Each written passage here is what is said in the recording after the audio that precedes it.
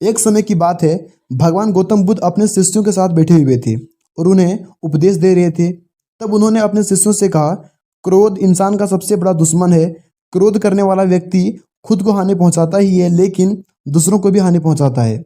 वह प्रतिशोध की आग में जलता है और अपने जीवन को बर्बाद करता है।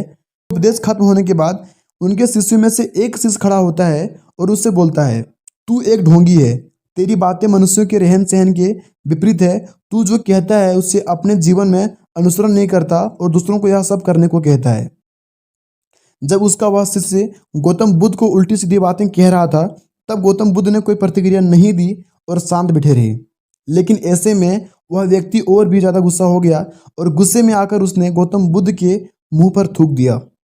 इसके बाद भी महात्मा गौतम बुद्ध को गुस्सा नहीं आया और वे शांत रहे।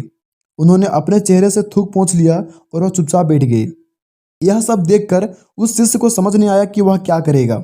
गुस्से में आकर वह उस जगह को छोड़ चला गया और अगले दिन वह घर पहुंच गया। दिमाग के शांत होते ही उसे इस बात का एहसास हुआ कि उसने बहुत बड़ी गलती कर दी है, उससे पाप हुआ है। वह खुद को मन ही मन कहने लगा, यह मैंने क्या कर दिया? मैंने महात्मा बुद्ध का अपमान किया है। ऐसे पाप मैं कैसे कर सकता हूँ? मैंने बहुत बड़ी पाप कर दी है, गलती कर दी है। मुझे जाकर उससे माफ़ी मांगनी पड़ेगी। यह कहकर वह तुरंत ही गौतम बुद्ध के पास चला गया, लेकिन गौतम बुद्ध उस स्थान पर नहीं थे। ऐसे में वह शिष्य जगह जगह भटक कर उन्हें खोजने लगा। जैसे ही उसे महात्मा बुद्ध मिले, वह उनके पैर पर गिर गया और उनसे कहने लगा, मुझे माफ़ कर दीजिए। मैंने बहुत बड़ी गलती कर दी है। मैंने आपका अपमान किया है। मैंने यह बहुत बड़ा पाप कर दिया है। यह सब देखकर गौतम बुद्ध ने उनसे कहा, शांत हो जाओ, क्या बात है? मुझे बताओ, तुम कौन हो? गौतम बुद्ध की यह पूछने पर वह शिष्य चौंक गया। वह सोचने लगा कि महात्मा बुद्ध मुझे कैसे भूल सकते हैं? मैंने तो उसका अपमान किया है।